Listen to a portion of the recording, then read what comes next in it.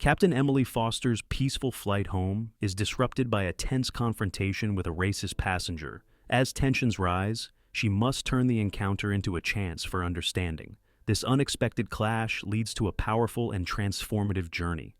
Captain Emily Foster, a black woman with deep, steady eyes, clutched her boarding pass tightly as she scanned the bustling airport terminal.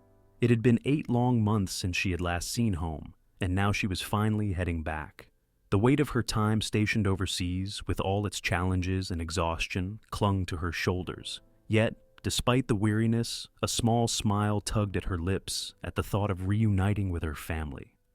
Now, boarding first class for Flight 189 to New York, the announcement crackled over the speakers, and Emily blinked in surprise. First class? She double-checked her ticket, confirming that she had indeed been assigned a first-class seat. It must have been a mix-up or a lucky upgrade, but she wasn't about to question her fortune. As she made her way down the jet bridge, Emily's boots echoed on the metal floor, a sound she had grown used to over her years of service. Stepping onto the plane, the familiar scent of recycled air filled her senses. The first-class cabin gleamed with its polished surfaces, leather seats, and soft lighting. "Welcome aboard, ma'am." The flight attendant greeted her with a warm smile. "Your seat is 3A, just over there to the right." Emily nodded her thanks and found her seat, stowing her small backpack in the overhead bin before sinking into the soft leather chair. The extra legroom was a luxury she hadn't had in a long time. Military transport planes weren't known for their comfort. She closed her eyes briefly, savoring the quiet moment, letting herself relax after so many months of constant alertness. But her peace didn't last long. A sharp voice broke through the quiet. "Excuse me, I believe you're in my seat," a man's voice said, laced with irritation. Emily's eyes snapped open. A man, dressed in a tailored suit, stood in the aisle, glaring down at her. His eyes flickered over her uniform, lingering on the insignia that marked her rank, before his frown deepened. "I'm sorry, sir, but this is my assigned seat," Emily replied calmly, already reaching for her boarding pass to confirm her seat number. The man's lips tightened. "This is first class," he said, as if explaining something to a child. The implication in his tone was clear. She didn't belong there. Emily felt a familiar knot of frustration forming in her stomach. She had encountered this kind of prejudice before, and though it never got easier, she had learned how to handle it. "Yes, sir, I'm aware," she replied, holding out her boarding pass for him to see. "As you can see, I've been assigned seat 3A. The man snatched the ticket from her hand, his eyes narrowing as he inspected it closely, clearly searching for a mistake. Before he could say anything else, a flight attendant approached. "Is there a problem here?" she asked, her professional smile never wavering. "Yes, there is," the man said, his voice rising slightly. "This person is in my seat. I paid for first class, and I'm sure there's been some kind of mistake." The flight attendant took the boarding pass from his hand, glancing at it before turning her attention to Emily's pass. She smiled politely and said, "Captain Foster is indeed assigned to seat 3A. The man's face flushed with anger. "This is ridiculous," he muttered, but before he could argue further, the flight attendant cut in. "Sir, I'm going to have to ask you to please find your seat so we can prepare for takeoff," she said firmly. He shot Emily one last glare before stomping down the aisle. Emily let out a slow breath, trying to calm her racing heart. She could feel the eyes of the other passengers on her, some curious, others uncomfortable. She had faced far worse situations, but these small moments of prejudice always left a bitter taste. The flight attendant turned back to Emily, her expression softening. "I'm so sorry about that, Captain. Can I get you anything before we take off?" Emily shook her head, offering a small smile. "No, thank you, I'm fine." As the plane taxied down the runway, Emily gazed out the window, trying to let go of the tension. The man's words echoed in her mind, and though she tried to brush it off, it gnawed at her. She had been through so much, long nights on patrol, missions that pushed her to her limits, moments when she wasn't sure she'd make it back, and yet, somehow, this small interaction had rattled her. The plane lifted into the air, and Emily closed her eyes, taking a deep breath. She reached for the small notebook in her bag, flipping it open to a blank page. Maybe there was a way to turn this experience into something positive, she thought. She began to write, "Dear Sir," but then paused, considering her words carefully. This wasn't about anger or retaliation. It was about understanding. The plane hit a patch of turbulence, jolting everyone slightly. Emily noticed an elderly woman across the aisle clutching her armrests, her face pale. "It's all right, ma'am," Emily said softly, leaning slightly toward her. "Just a bit of turbulence. It'll pass soon." The woman managed a grateful nod, loosening her grip on the armrest slightly.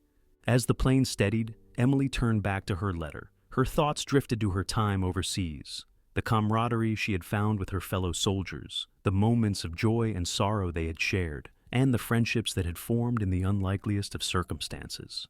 She thought of Sarah, her best friend, who had saved her life during an ambush.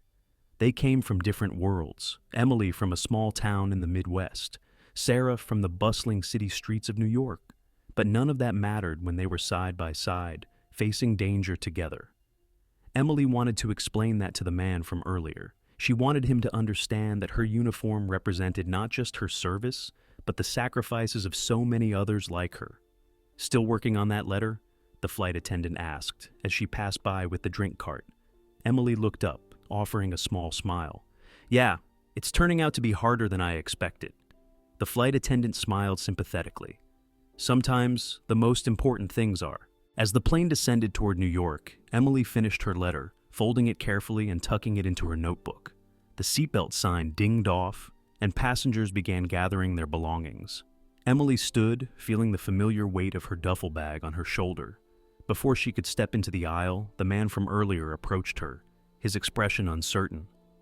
I just wanted to apologize," he said, his voice lower than before. I made some assumptions, and that wasn't fair." Emily blinked, surprised by his sudden change in demeanor. "Thank you," she said quietly, meeting his gaze. He hesitated, then added, "My brother was in the military too. He didn't make it back." Emily felt her breath catch in her throat. "I'm sorry for your loss," she said softly. The man nodded, looking down. "I think he would have wanted me to say, thank you, for your service." Emily smiled, a lump forming in her throat. "Thank you for that," she replied. As the passengers began to file off the plane, Emily felt a mix of emotions: relief, hope, and a renewed sense of purpose. She hadn't expected such a shift in the encounter, but she was grateful for it. It was a reminder that even in moments of confrontation, there could be opportunities for understanding. Stepping out into the terminal, Emily's heart lifted at the thought of home. The airport was buzzing with activity, but her thoughts were already on her family, waiting for her at the baggage claim. As she made her way through the crowd, she spotted them, her parents, her younger brother, all holding a large "Welcome Home" sign.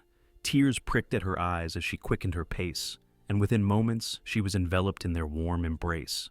"We missed you so much," her mother cried, holding her tight. "I missed you too," Emily whispered, her voice thick with emotion. They stood together for a long moment, soaking in the reunion, before her father pulled back slightly, his eyes shining with pride. "You're home now," he said softly, his hand resting on her shoulder. "That's all that matters." Emily smiled, feeling a sense of peace wash over her. Home. After so many months away, it felt like a dream. As they made their way to the car, her family peppered her with questions about her time overseas, the flight, how she was feeling. Emily found herself hesitating when they asked about the plane ride. She wasn't sure how to explain the encounter with the man.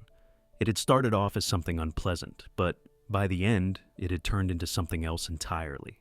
"Something happened on the plane," Emily began, glancing at her mother, who sat in the front seat. "What do you mean? Was there a problem?" her mother asked, concern lacing her voice. "Not exactly a problem," Emily replied slowly. "There was a man. He didn't think I belonged in first class." Her father, who was driving, frowned. "Why not?" "Because of my uniform, I think. Or maybe because I'm a woman. I'm not sure," Emily said, choosing her words carefully. "But it wasn't just that. He lost his brother in the war, and I think that pain came out in the way he acted." Her mother turned slightly in her seat to look at her. "And how did it end?" Emily smiled softly. "I gave him a letter. I wanted him to understand a little more about who I am, what I do, and he apologized. I think we both learned something from it." Her father nodded thoughtfully. "Grief can make people act in ways they don't normally would. It's good that you were able to turn that situation around. Emily nodded, feeling a warmth spread through her chest. She hadn't expected the encounter to go the way it did, but she was glad it had ended on a positive note. When they arrived home, the sight of the house, decorated with balloons and welcome banners, filled Emily with joy. It was a simple 2-story home, but it was her sanctuary, the place she had longed to return to. Inside, the familiar smell of her mother's cooking filled the air, and the warmth of the living room beckoned. "We've got all your favorite foods ready," her mother said with a grin. "Let's eat." As they sat around the dinner table, Emily shared stories from her deployment, some lighthearted, others more serious. Her family listened intently, asking questions and offering words of support. It felt good to be home, to be surrounded by love and understanding. After dinner, as they sat in the living room, her father cleared his throat. "Emily, there's something we need to talk about." Emily looked up, curiosity piqued. "What's that?" He exchanged a glance with her mother before continuing. "While you were gone, Mr. Harris from down the street reached out to us. He runs a security company, and he's looking to hire veterans. He specifically asked about you. He said he'd be honored to have you on his team." Emily blinked in surprise. "Oh, I didn't know there were opportunities like that here." Her mother smiled. "We didn't want to overwhelm you as soon as you got home, but we thought it was worth mentioning. No pressure, of course. We just wanted you to know the option is there." Emily nodded, her mind swirling with thoughts. She hadn't decided yet whether she wanted to re-enlist or not, but the idea of a stable job close to home was tempting. "Thanks for telling me," she said finally. "I'll think about it." Later that evening, as the house quieted down and her family went to bed, Emily found herself sitting on the back porch, looking up at the stars. The day had been filled with so many emotions. Reuniting with her family, the unexpected encounter on the plane, and now the possibility of a new job. She wasn't sure what her future held, but for the first time in a long time, she felt like she had options. She felt grounded, with her family supporting her, no matter what she chose.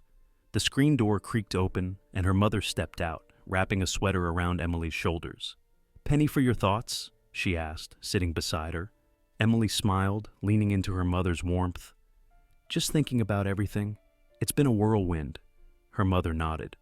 "I can't imagine what you've been through, but I want you to know that whatever you decide, we're here for you." Emily sighed, feeling a sense of peace wash over her. "Thanks, Mom. That means a lot." They sat in comfortable silence for a while, just enjoying the quiet night. As Emily gazed up at the stars, she felt something shift inside her. The weight she had been carrying for so long felt a little lighter, and for the first time in months, she felt hopeful about the future. Tomorrow, she would figure out what came next, but for now, she was content to just be home. If this story resonated with you, hit that subscribe button. Creating these stories is a passion of mine, and your support makes it all possible. Thank you for being part of this journey.